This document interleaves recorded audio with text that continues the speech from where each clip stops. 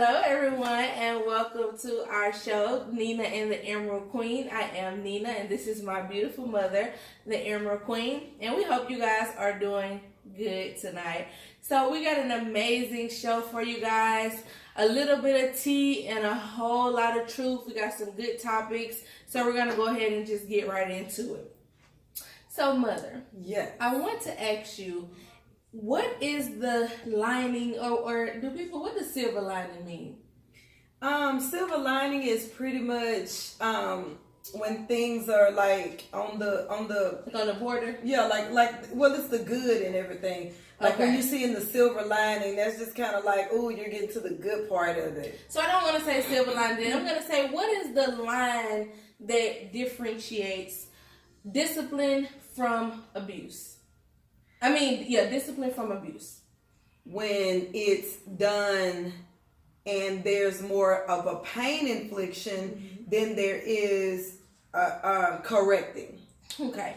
So the reason why I asked, because Tommy Lee, which is one of the reality stars from Love and Hip Hop Atlanta, was arrested for assault and child endangerment or something like that when she went to her daughter's middle school and basically punched on her, beat on her, and ran her head into a locker. How old is this child? Now, I don't know how old she is, but goodness. I do know that she's in middle school. Yeah, so she couldn't have been no older than 12. Older than 12, yes. Okay. So it was battery, aggravated assault, and child cruelty. Now, she was arrested and was released on a $27,000 bond, and she was ordered not to have any contact with her daughter, but as soon as she got out, a couple hours later, she did reach out to her daughter, which resulted in her getting locked back up. Oh. Do you feel like her going to the school, kind of beating on her, and, well, I feel like the ramming her head into the locker is the abuse part. I mean, it just depends on the degree of the beating, or, because here's the thing. If we all know Tommy has a drinking problem, or had a drinking problem, allegedly had a drinking problem. And so, she would get fired up and ready to fight. And so, does that filter off into her everyday life? We're thinking that maybe this is something that's on screen, but maybe this is who she is. Right. So if for her to react like that, this wasn't something that just happened. Right. Now on the show, we have saw her interacting with her daughters, and she looks to be like a pretty good mom. I mean, you can never tell just from watching something on TV. Right. But it looks like, she is a good mom. Now, a lot of people was on social media kind of going back and forth saying, well, my mom has done worse to me. I've got whoopings with extension cords, and my mom that hit me with irons and all type of stuff like that. And a lot of people were saying, maybe it's for the better, let her discipline her child, don't get involved. And then a lot of people were saying Tommy basically is a wild card. She is. Every time you see her on TV, she's basically drinking or fighting with somebody, or in jail or going crazy. So how can we see her in a discipline someone where it's not overly aggressive? You know what I'm saying? I mean, and even if that wasn't her personality, for her to, I just, being an abused child, I see the degree of the hurt, for a child getting their head rammed into a locker, and then for her to do that in public. So I have a problem with that. And I'm wondering, was she under the influence of anything? What would make you publicly do that to a child? So there may be some things we don't know. For me, it is abuse. Abuse is never good. So, we just have to be mindful. Now, going back to old school whoopings, old school whooping really was extension cords. I know a friend of mine, his mom used to beat them with water hoses. She would wet them with the water hose and she would beat them, whoop them. I've never seen bruises on them, and there's some good young men today. But if the kids are being bruised, or they're afraid of their parents, excuse me, then at that point, I think that there may be something a little bit more that needs to be looked into. Mm-hmm. Well, I definitely feel like it's abuse, and I feel like being that people are going to scrutinize her one way or the other, she's definitely going to have to figure out some ways to get a hold of her anger. I do feel like in 2018, discipline needs to be handled way more differently than it was in the 80s and in the 90s, because like you say, with bullying and stuff like that, children just aren't as psychologically strong now as they were then. I kind of feel like a lot of people that were subject to that type of abuse still was able to turn out okay, but a lot of these children are killing themselves.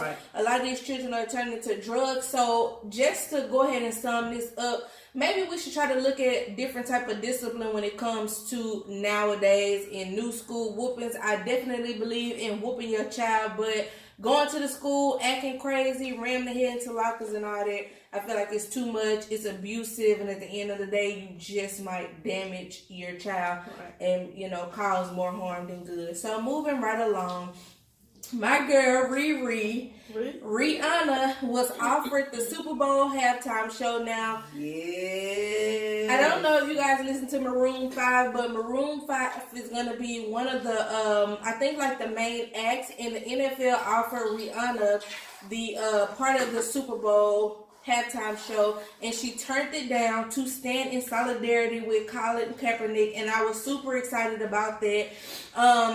It just, to me, shows that we can stand together no matter what type of exposure or money or whatever you guys are trying to throw at us to turn us against each other or to deviate from the message that we cannot be bought, and, we're going to stand together. So for her to do that, and the Super Bowl is a big deal. It's a big deal. It's a real big deal. So kudos to Rihanna for always being the GOAT. Don't let them buy you, girl. Don't let them try to tear us apart. Stand in union with your brothers, because Colin Kaepernick has lost a lot, for this protest. So yeah, and sometimes you have to lose to gain. Oh yeah, he's definitely gaining. And he's gaining. So big ups to you, Riri. I'm a fan anyway. You just, blew it up to the top for me. So thank you. All right, and my last topic on T in these streets, I wanted to talk about stalkers. Have any of you guys ever had a stalker or witnessed someone who's been stalked? Now, I've never had a stalker personally, but I do know that it's a very traumatic experience, and a lot of time it turns out in death. Or some type of bodily harm, or some type of psychological, like mental breakdown and stuff like that. A stalker, can damage a person also. So what got me on the subject of stalkers, Kendall Jenner, which is one of the Kardashian sisters, she basically slammed TMZ for kind of releasing her address, and she already had a stalker that had been ordered to stay away from her. Well, TMZ found out where she lived, posted a picture of her home, and the very next day, her stalker was waiting on her porch. So do you think that the paparazzi, and it's a lot of celebrities that's been stalked, like way back in the day, whether it's a woman or a man or whatever, but do you think that the paparazzi plays a part in helping these stalkers find these people? Absolutely. Now, that to me would been like, okay, so TMZ, y'all do too much. Okay, you leaked the picture of my girl's Cardi B's baby when she clearly is trying to keep her baby out the limelight. Now y'all have posted this woman's address, a picture of her house. It doesn't matter if she does not have a stalker. It does not have a stalker. Let people have their privacy. At home, right? It's like this girl's whole life has been broadcasted on every social media site, television show, and everything else for the past how many years? Oh my gosh, since they were little girls. And so let this girl have some type of solitude. Like, you don't post a picture of your little raggedy house. Don't do that to that girl. They could have literally gotten her killed. Oh yeah, that's what I was going to say. And it has happened. Versace stalker, that guy, he got killed. You know what I'm saying? So you just really, people just need to be mindful to let these people be as normal as they can in their own environment. We don't need to know where she lives. Right. We don't need to know where any of these celebrities live. Why should we even care? We see and we get enough of them. Oh, yeah. So let these people live. Damn it, I'm tired of it. I feel like they have to be, they're followed everywhere they go, Everywhere. whether it's a restaurant, church, Bathroom. shopping, bathroom, everywhere. Let these people have peace where they lay their head. And it's just not that serious for me. Like, come on, why are you chasing folks? Right. Leave people alone at their house. So that is all I got for you guys on Tea in these streets. That was some good tea, girl. It was pretty sweet tonight. How you feeling, Queen? What's I'm going feeling on? good. So y'all see I'm giving y'all arms tonight. So these are 50-year-old. Oh, you see the muscles. So these are 50-year-old arms, honey. I just had to give y'all arms, honey. Let y'all see what these tats do. Okay, so tonight I wanted to speak about something that I deal with so much. It is just nerve-wracking. Okay. Sibling rivalry. Talk about it. Okay. So since my daughter, so let's go back. So my oldest daughter, Tori, begged me, I want a little sister. I want a little sister. And then she got her little sister. And she fell in love with her. And she was everything to her. And she was her life. And then years on down the line, she became her biggest enemy. Now, frenemy or sister of me. I don't know. But so the sibling rivalry between these two is because they say that this one is the favorite. So why do you think? What is and so I want you guys to post in the comments, what is the biggest cause of sibling rivalry? If you've experienced sibling rivalry, post in the comments. If you have seen it, or you felt like your sibling was getting treated better than you, or anything like that, post in the comments and let's talk about it. So the first reason for sibling, the first cause is the favorite child. So it's always, this is my favorite, I do things for her differently, yada yada. Do you think that's true? And we're going to be honest tonight. We're going to be open and candid about our own personal with this sibling rivalry thing. I do think that part of the sibling rivalry. I do think part of the sibling rivalry with my sister is because she feels as if one of your favorite children. I can't agree on that, but for me, and I'm definitely going to be honest, I feel like the sibling rivalry between us started when I kind of felt like my sister always would go the extra mile for her friends and people like that, and not her sister. We hear people say all the time, blood is thicker than water, blood is thicker than water. Well, I feel like that. And if I feel like, you treat your friends here, and then when it comes to your sister, your family, we're down here, then that causes a problem. Another thing I feel like causes the sibling rivalry between us is at some point, I think I was maybe 11 or 10, my sister moved out with her dad. And I think from there, I kind of had to pick up where she left off. And it was kind of my turn to be the big sister towards my little sister and my little brother. And I just wanted to do it differently. And in having to take care of them, I kind of got an independent attitude, mind frame. And so now she has a strong personality. I have a strong personality. I don't look at her like I'm her little sister or under her. So we clash. Right. So do you think that y'all's biggest thing is because she feels you don't need her? No, I just think that she don't respect me as a woman, but only wants to consider me her baby sister. Gotcha. Does that make sense? It makes sense. Grown up Taisha can't step to grown up Tori, because at the end of the day, she's still the big sister. Okay. All right. So the second cause of sibling rivalry is children that are born with too big of a gap. So you have the oldest child, you have the children in between, and then you have the baby. So my children, I have a 31-year-old, and then I have a baby that's going to be 2. So with them, I feel like I've kind of heard through the rumor mill that my 23-year-old son was jealous of my baby. And so I don't know if that was my oldest daughter who told me, if it was her feeling some type of way, because they say, okay, well, the new kid gets this, and this. And I feel like, I feel some type of way about that.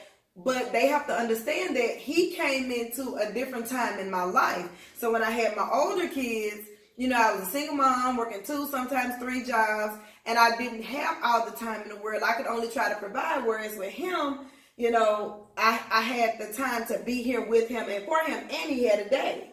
Yeah. Now, I don't feel that way personally, but I don't know if it was my sister expressing herself through my baby brother, my brother, or if it was him feeling that way himself. Now, he has been the baby for 23 years. Yeah. You have 3 older sisters. He's used to getting what he wants. He's used to being the center of attention. The only boy. He was the only boy, so he was used to having it his way and always being your baby, because technically he would be your baby. Right. Then when my little brother came along, it was kind of like you had a new baby. Right. And I don't feel like no matter how old a child gets, especially a man child that is literally connected at the hip with their mom, I don't think that no matter how old he gets, he's never going to not need his mom or feel like your baby. And I think that with him not being the baby no more, he didn't know how to accept that. Okay, I think he's handling it pretty well. Oh, yeah. I think that there was more static even with my oldest daughter, because she throws in my face all the time, well, I just told you I wanted a sister. I didn't tell you I wanted another sister and a brother and another brother. So, I don't know if it was just her really wanting to be the only child, and that was a conflict because she felt like, okay, after her, and there's a 4-year difference in between y'all. Mm-hmm. So with the older 2, they were 4 years apart, and so before Taisha came, Tori was the center of my world. She was the center of everybody's world. She was funny, she was cute, and then here comes the cute baby sister. And it's like, I wanted her, but now I don't want her because, and so I'm going to hate her because now she's taking my attention. Yeah. So, now the thing that I can agree with is that growing up, it was definitely hard for us. And I don't understand how you work so much and you were able to get so much accomplished, but you literally worked like 3 jobs plus school plus everything else, and so you were gone. You had to do so much to make ends meet. You weren't able to buy us and give us a lot of different things, versus now my little brother, he is spoiled. Like, he gets everything. And for me, going back into child mode, it doesn't make me feel any type of way, but I do look at him and say, dang, you lucky. You were actually the lucky one. You have all of us to protect you. Yes. Plus, you got a mom and a dad. And you're the baby. So you get all of these luxuries. So I can understand that perspective. Right. But it should never get into where an adult becomes angry at another adult because of the feelings that they have. Right. Because that's when sibling rivalry can turn into a bad situation. Yeah. And that's what you don't want. And so another cause of sibling rivalry is competition. Mm-hmm. So many sisters are competitive against one another. You even have daughters sometimes who are trying to be in competition with their moms.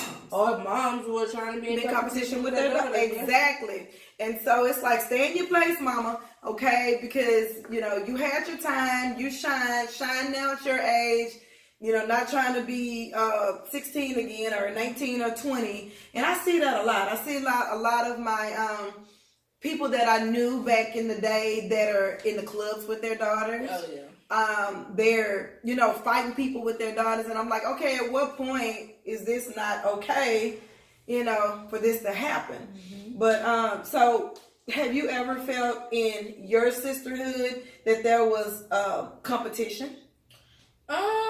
Yes, I do. Okay. I do. I think that being chocolate girls, we are automatically in defense mode about everything. Yeah. And I also feel like being chocolate girls, it makes us insecure about our skin tone, because through elementary school, middle school, and high school, if you were light skinned, you was a bum. You know what I'm saying? So I think that with my sister, her being more of a chocolate tone, which she's a beautiful chocolate girl. She have the most beautiful chocolatey skin. Really, I think that caused her to be in competition with everybody, including her sister. Gotcha. Just because of the fact that she's kind of darker. Mm-hmm. You know what I'm saying? And I think that kind of trickled down into a lot of insecurities. Now, do I feel like that we would just compete, like I'm the pretty one and you the ugly one or whatever? No, but I do feel like sometimes she can be a little insensitive on the comments that she makes about other people's looks and stuff like that, including mine, because of certain insecurities of her own. Right. Okay. Well, like, share, and comment.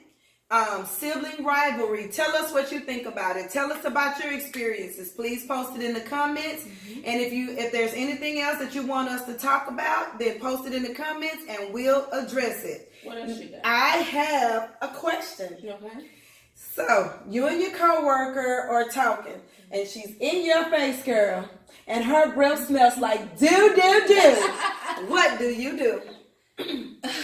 Oh my God, I have had this experience so many times. It is so hard to deal with people with stinking breath in general, but I am an expressions type of person. So if you own me and your breath is hitting me in my face, 9 times out of 10, you're gonna be able to tell on my face. Now, I worked with a girl that smelled like a straight fish market one time, and it was bad. I mean, bad. So you can smell herself. I can smell herself. Okay. Yes. Now back to people with the stinky breath. I usually would do this. I'm the type of person. They don't get it though. I've done that and they don't get it. So do people with stinky breath don't smell their breath? Yes. Post in the comments. This is the question. If y'all post in the comments. Now when I wake up in the morning, if I got a little hum, I'ma taste it. Girl, I smelled my breath the other day. I was like, "Oh, is this you?" When you wake up in the morning and your breath is tart, you taste it. You do taste Before you smell it, you taste it. Yeah. So, do you not smell your own breath? Do you not feel that fuzzy stuff on your teeth? And do you not taste the gunk that's on your tongue? I want to know. I want to know too. So, you shouldn't be able to smell your breath or yourself. You shouldn't be able to smell your breath through your nose or yourself through your clothes. You got some problems. But do you really think that people don't smell themselves, or do you think that people just don't care? Because that's just like a person with decaying teeth. They don't know. Oh my God, that's girl, you're right. You get up every day and you see that, and you know when you saw the first spot that maybe you need to start taking care of your teeth a little bit better. Right. But you didn't care. So do you think that they just smell it and they don't care, or have they truly turned off their nose? I don't know. I think that some people are so accepting of the cards they're dealt that they don't even think about it. You know, I've had friends that they have to rotten at the gums, and it's like that seems like it ought to be painful. And I'm a teeth person, like I just cannot. And I'm a smell person. My kids will tell you, like if I smell something that's stinky, I will flip out. Like I turn into beast. I cannot stand stinky smells. So when I smell people that stinky, I'll be like, girl, let me talk to you, boo. I try to, and I address it. So that's what I want to ask you. Would you Oh, hell yeah. I can't stand to be around stinky people. It bothers me. So how does that conversation go? Girl, let me talk to you. I'm not your girl, but okay. This is how the conversation goes. I know. That's what I'm saying. Knowing that they stink, okay, and you say girl, and the first thing they say is I'm not your girl, but what can I do? Proceed. Oh, girl, she don't. So this is the conversation. Okay, so say girl. Come on, girl. Let me talk, boo. I'm not your girl, but yes. Okay. But I just want to talk to you. If it's kind of a problem. And I get it if you're having some issues, and if there's something you need from us, to let us know. But I think that you're having a few hygiene issues, that maybe it's your health, maybe it's something that needs to be addressed. But if you need something, then let us know. This is a conversation between me and you, and we don't have to take it any further. But I just wanted to let you know that there were some issues with your hygiene that need to be addressed. And then what if they say, can you be specific? Not specific. Not specific. Can you be specific on what part of my hygiene is bothering you so bad? Because I bath every day. Okay. So, and I get that. And I'm not trying to offend you, but your breath... but your breath smell like 2 liter Coke 2 days after it was fermented and dug out. No, I'm just playing. I'm like, well, there is an issue with your breath. So, we just need for you to take care of that. I don't want to hurt your feelings, but it has been brought to me by several people that your breath smells like a trash can. No. So, yeah. So, if you've experienced a coworker, a friend, a family member, anybody smelling like a dumpster. A dumpster diver. How do you deal with that? How do you address that? How do you, if it's a friend or a family member, how do you tell them that without hurting their feelings or coming off too like you're trying to be funny or like you're trying to down them about it? Like, how do you do it? Family should be easy though. Is it? Family should be easy because what if it's your grandma? Grandma, you smell like twice dipped snuff, girl.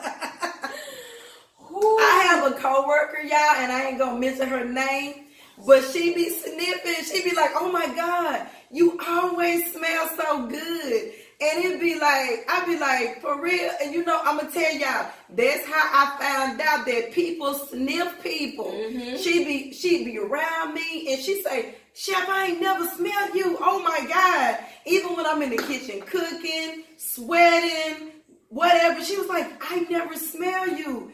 And I'm like, okay, thank you. But she literally mentions it daily. Like, I've been around these people in this kitchen and they musty, but I never smell you. So I don't know if it's just me being, because I used to bath 3 times a day now. I got better with that because I was like drying out my skin, but I am a stickler for keeping my teeth brushed, using mouthwash, cleaning the breath and the self properly, but so, yeah, I don't know. But I hope I didn't offend. Well, hey, wash your ass and mind your business and wash your ass. Mind your business and wash your ass. What else you got for me? So, show me what you're watching. Oh my God. I got one more thing I want to talk to you about before we go to show me what you're working with. Okay. How do you feel about cultural appropriation? Let's just say white people with dreads. Oh my God. So I was watching this video, was it yesterday, I think? And there was this girl, and then there was this white girl, and she was frizzing her hair, and then she went and she took the thing, and she made some pretty cute dreads. I mean, it was like real dreads. Mm-hmm. And so there were comments, I ain't gonna lie, I have to say what I said. I say, we can't have nothing. And in the comments, when I went to the comments, I didn't even say anything. I just held my phone up to my husband. Damn near every black woman on there said, we can't have nothing. Now, going back, if that's the case, white people can't have nothing either. Because why y'all walking around here with blonde wigs on? And blonde weave down to y'all, but we wasn't born blonde-headed. So my feeling about it is, I don't think that there's a good or bad or a do or a don't. I just think that everybody tries something to make themselves look better or to feel better or whatever. Now, do I agree with it? I don't agree with it because I just feel like cultures, even though we're commingling, there are some things that should be sacred. Okay, so I'm going to tell you why I asked you that, but first I'm going to say my opinion. So I do feel like I have an issue with cultural appropriation, and here's why. A lot of people do make the argument that, oh, you guys wear blonde hair and this color wig and this, that, and the third. But there are some Aboriginal people they have blonde hair. that have blonde hair and that have blue eyes. So that's not technically a Caucasian-only feature or hair or whatever.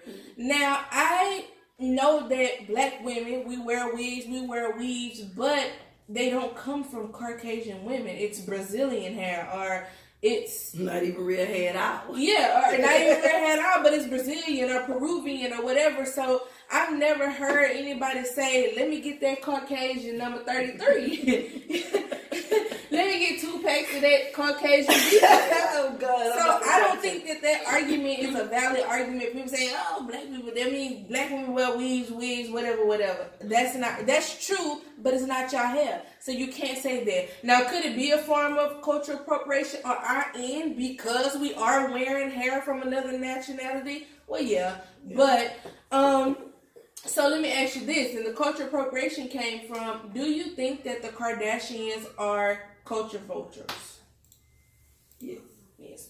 And why you feel like that? I feel like through Kim, they tapped into the black community, and that was where they were accepted, and they took that and they just drove it into the ground. Yeah. So, I mean, yeah. It seemed like they were not only accepted, but just pulled in and made high priority and worshipped. You know what I mean? And they were. And it's like, at the end of the day, I still say if we line everybody up in that line, and that one person say, you're going to stand with these black folk, or you're going to get killed, you're going to go to the other side of the tracks.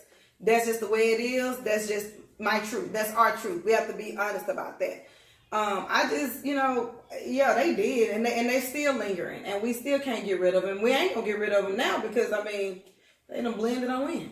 So, I saw a comment where a person said, say what you want to say, but the next generation of Kardashians are black. How do you feel about that? They are. They are, right? They are. Black, 10%, baby.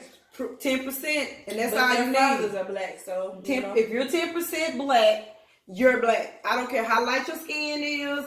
I don't care if you cream color, curly hair, green eyes. If you 10%, you're black. Well, I've never really felt like Kim Kardashian and them were culture vultures until this very situation. Rihanna just released her newest eyeshadow palette, and I should have looked at the name of it, but she just dropped it at the beginning of October. There were some icy blue colors, some tan shimmery colors, some all of that. And I wish I could show you guys, but we're going to get to that where we can insert these pictures. But Kim Kardashian dropped one a couple of days ago, and when I tell you it is completely identical to Rihanna's, it is identical to the core. Wow. Do you think that she did that to be biting Rihanna because Fenty Beauty did good? Yes. Or do you think that she was just like, I'm Kim K, I can steal it and sell it, and it won't matter what you got going on? I think it was a little bit of both. I think that she thinks that she's untouchable, that because she's Kim K, she can do what she want to do, and it's accepted, and it's okay. Yeah, I think she was biting, and I think she thinks that she's untouchable. Yeah. So show me what you're working with. What you got? Show me what you're watching. What I'm watching. Oh my God. So I haven't watched it yet. So if you all are familiar with James McAvoy, I remember him from Wanted. He was the young guy who was looking for his dad, ended up in the assassins thing, and ended up in the Wanted with Wasn't that Shia LaBeouf? No, it wasn't Shia LaBeouf. It was, his name is James McAvoy.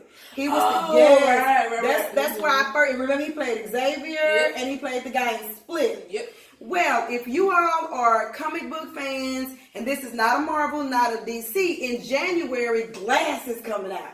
So I saw the trailer on Glass, and I am super excited. First of all, I am a huge Bruce Willis fan. I am a huge Samuel L. Jackson fan. And what is his favorite word? Motherfucker. Motherfucker this and motherfucker that. I love Samuel. And so in Unbreakable, so I'm going to go back to where I'm going. So in Unbreakable, Samuel L. Jackson played Mr. Glass, who was the ultimate villain. And Bruce Willis was the hero in it. And he couldn't get killed, he couldn't die. So he ended up being a superhero. He ended up catching, his son coined him as a superhero. So this is a spinoff, and it's called Glass. Now, I brought up James McAvoy because he played this psychotic my guy in Split. 23 personalities lived inside of this young man. And all of these personalities together formed one personality that was untouchable by the name of Beast. Beast ate people, he killed people, and he was the ultimate crazy guy. Well, they have all formed in this one movie called Glass, and they're all, so the scene is set in a psychiatric ward, and there's this psychiatrist who's talking to all three of them, but she wants to know the secret of all of these multiple personalities because he was deemed in the movie the one person that had the most multiple personalities ever that coexisted in one person. And I love this type of stuff, y'all. This is my hype. So she's trying to form real superheroes. Mr. Glass finds out about this young man, and he wants to turn him into a villain. So if you love Unbreakable, if you love all of these characters, and if you think that this is not going to be a big movie, honey, I guarantee you that's a lie. It's going to be amazing. She is talking to them about being superheroes, and Mr. Glass is trying to bring Beast out for him to be a villain. The catch is the one young lady that lived to the end. He found out when he was getting ready to kill her. She was in the cage at the end of Split. He was pulling open the cell. She had locked herself in a cell, and he saw that her body was full of cuts where she had cut herself. Well, running back and kind of inserts in the movie, we find out that she had been abused by her uncle. He had been molesting her. He got her after her father died. So that young lady is actually in the movie Glass. And when they had him strapped, sitting in the chair, and Beast was trying to come out, she touched him, girl, and he shook back to himself. I cannot wait, okay? I am super excited about this movie. I can tell. Oh my God. Glass comes out in January. Look at the trailer. Post in the comments. What do you think about this movie? What do you think that's going to happen? You see James McAvoy running like Beast off of X-Men, and he's jumping up and he's crawling all over the building, and old Mr. Glass with his genius self, honey, he's sitting there trying to figure out how he can once again take over the world. Then my boy kicks that door down, and he puts this little hoodie on, the little one plastic hoodie that he had on. They could be better than that with my boy. They didn't have to put my boy out there in that damn blue hoodie, but that's okay, because he kicked that door down, and he gonna kick some ass. So post in the comments. What do you think about Glass? What do you think about Split? What do you think about Unbreakable?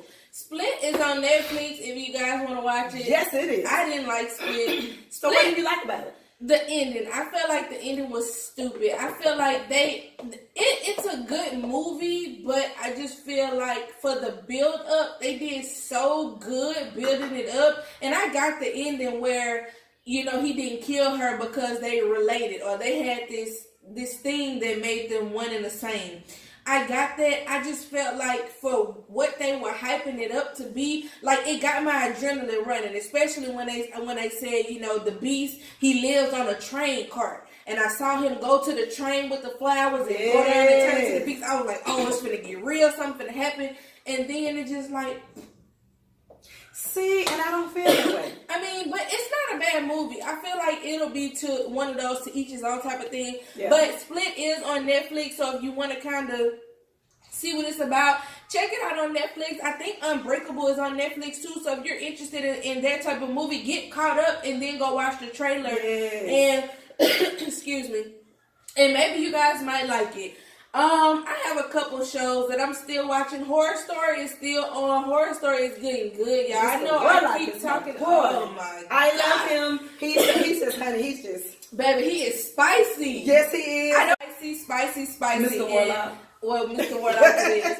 He got fashion sense, baby, and he got this spicy attitude, and it is just so good. Yes, he does. American Horror Story has a way of incorporating all the seasons, all the stories into one, and I love how one person can be three characters at one time and play the whole thing. Like, you didn't just have to read a whole thing, embody this character. And so I love American Horror Story for that. So Horror Story Apocalypse is still on, y'all. It is so good. So if you have a chance to check it out, do that. American Horror Story is on Netflix, so if you want to get caught up, get caught up. They are canceling Luke Cage, y'all. Really? Luke Cage season 1 was pretty good. Season 2 was kind of boring, so I guess I see why they're canceling it. But if you watch, what is it? Housewives of Atlanta is coming back on November the 4th, so that's my show too. I will be watching, baby, because I'm excited for my girls to come back.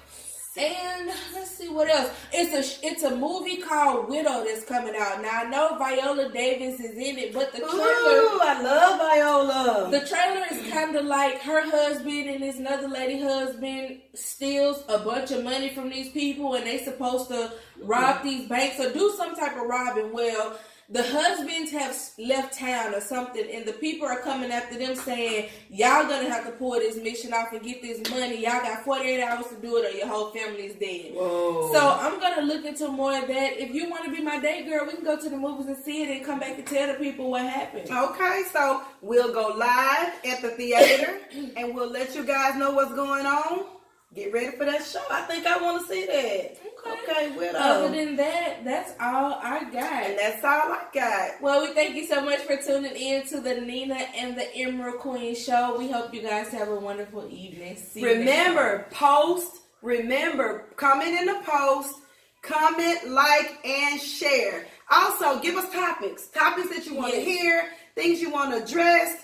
Give it to us. Well, we're going to be posting our YouTube channel. Like us on Instagram, share our videos, subscribe to the YouTube channel. It's called Nina and the Emerald Queen. I'm going to share the link for the YouTube channel as well, guys. It's going to be down below in the comments. But piggyback off everything. How do you feel about Sibling Rivalry? How do you feel about Stalkers? Have you ever been stalked before? How do you feel about whatever? Just let us know, guys. And thank you so much. We'll see you next time. Bye.